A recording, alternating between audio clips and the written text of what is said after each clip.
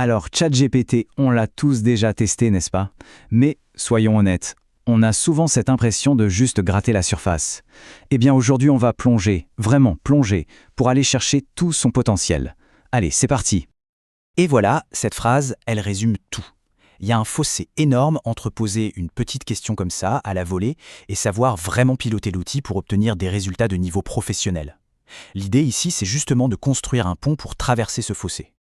Avant de vouloir maîtriser un outil, quel qu'il soit, la base, c'est de comprendre comment il fonctionne. Alors pour commencer, on va soulever le capot et jeter un œil à la mécanique pour bien saisir comment cette technologie pense.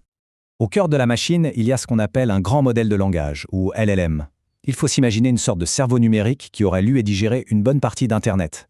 Et la règle d'or, elle est toute simple. Si on lui donne des instructions vagues, on aura des résultats vagues. Si on lui donne des instructions ultra claires, on aura des résultats ultra précis.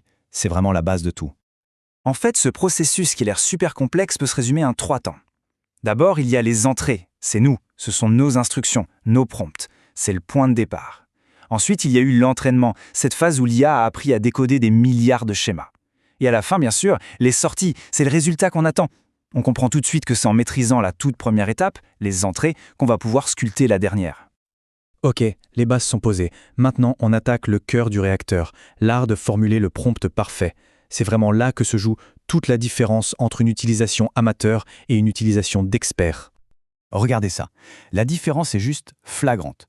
À gauche, on a une demande hyper vague, qui ne peut donner qu'une réponse bateau, générique. À droite, c'est une commande précise, riche en détails, qui guide l'IA vers exactement ce qu'on veut. Le contraste est saisissant, et ça prouve bien une chose, tout est dans le détail. Allez, je vous donne 2 techniques toutes simples mais qui changent absolument tout. La première, c'est de lui donner un rôle. Il suffit de commencer sa phrase par « Agis en tant qu'expert en marketing » ou « Comporte-toi comme un scénariste de film ». Et hop, le ton, le style, la pertinence des réponses changent du tout au tout. La deuxième, c'est de voir ça comme une conversation. Au lieu de tout demander d'un coup, on y va par étapes. On lance une idée, puis on affine, on demande de simplifier, puis de développer. Bref, on dialogue. Pour aller encore plus loin, les pros utilisent une sorte de checklist en 5 points. Le rôle, on vient de le voir, c'est pour lui donner une expertise. Le contexte, c'est pour lui donner les faits, le décor. L'objectif, c'est la direction. Le format, c'est la forme qu'on attend. Une liste, un tableau. Et enfin, les contraintes, ce sont les règles du jeu. La longueur, le ton à ne pas dépasser, etc. Avec ces 5 piliers, on ne laisse quasiment plus aucune place à l'imprécision. On monte encore d'un cran. Avoir une bonne réponse, c'est bien. Mais avoir une réponse qui sonne exactement comme une personne en particulier, comme une marque ou même comme nous, ça, c'est le niveau supérieur. C'est l'étape de la personnalisation extrême. Et pour ça, il y a une méthode quasi magique, le clonage de style. C'est beaucoup plus simple que ça en a l'air.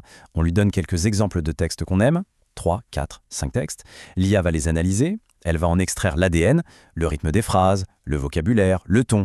Et à partir de là, elle peut se mettre à écrire du contenu complètement nouveau, mais en imitant parfaitement ce style. C'est bluffant, et pour une marque qui veut garder une voix cohérente, c'est juste génial. Et même sans aller jusqu'au clonage, il faut savoir que ChatGPT maîtrise déjà une palette de styles hyper large. On peut lui demander d'être formel, drôle, technique, mais là où ça devient vraiment intéressant, c'est qu'on peut mélanger les genres. On peut lui demander un style technique, mais avec une pointe d'humour, ou inspirant, mais direct. Les possibilités de nuances sont quasiment infinies. Bon, on a la théorie, on a les techniques, maintenant on passe à la pratique. C'est bien beau tout ça, mais concrètement, on en fait quoi ? Cette dernière partie, c'est justement pour voir les outils et les applications qui transforment ces compétences en de véritables atouts au quotidien. Et là, les portes s'ouvrent en grand. Avec des prompts bien ficelés, des tâches qui pouvaient prendre des jours, eh bien, elles peuvent être ébauchées en quelques minutes à peine. Monter un plan marketing, trouver des idées de posts qui pourraient devenir viraux, rédiger les grandes lignes d'un business plan, analyser ce que fait la concurrence, ça devient un véritable accélérateur de productivité. Et comme si ça ne suffisait pas, il y a l'univers des plugins. C'est un peu comme donner des super pouvoirs à ChatGPT. Certains, comme Zapier, vont le connecter à des centaines d'autres applications pour automatiser des actions. D'autres, comme DALL-E, vont y intégrer la génération d'images. D'un coup, ChatGPT n'est plus juste une fenêtre de chat, il devient une sorte de tour de contrôle pour tout un tas d'outils. Et pour finir, la touche finale, celle qui sépare un bon résultat d'un résultat excellent, l'humanisation. Pourquoi c'est si important ?